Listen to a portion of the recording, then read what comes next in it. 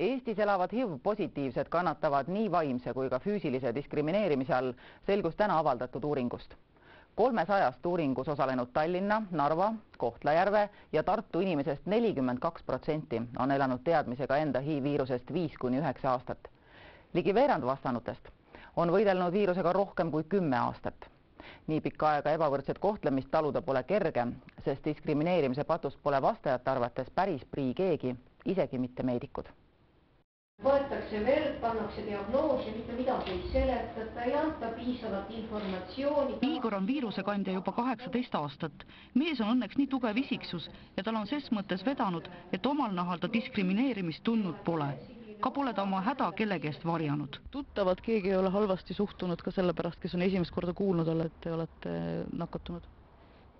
Mitte kunagi. Et ma olen nagu selline õnnelik inimene, kellel ei ole sellist kogemusi.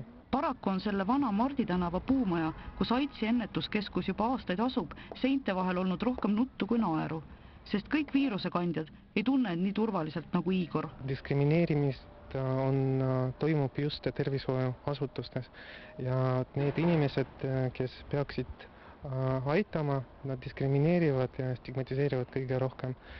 Just need arstid, kes igapäevaselt kokku puutuvad HIV-positiivsetega inimestega.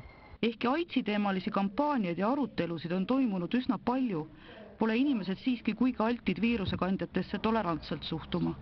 Miks on haigestumine siiani häbiasi? Ma arvan, et iga meil on HIV-isse selline suhtumine, et see on haigus, mingi riskirühma haigus ja need inimesed, kes on süstivad narkomaanid, prostituudid, kes on geid, just need inimesed nagu ise süüdi. Ametlikult on Eestis registreeritud 7800 viirusekandjat, kuid tegelik arv võib küündida 12 000-ni.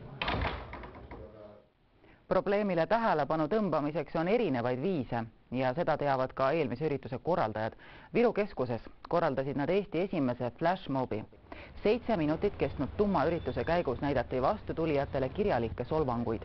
Entusiastide eesmärk oli näidata, kuivõrd kurnavad on säärased solvangud ning kui madalalaubalised on solvajad.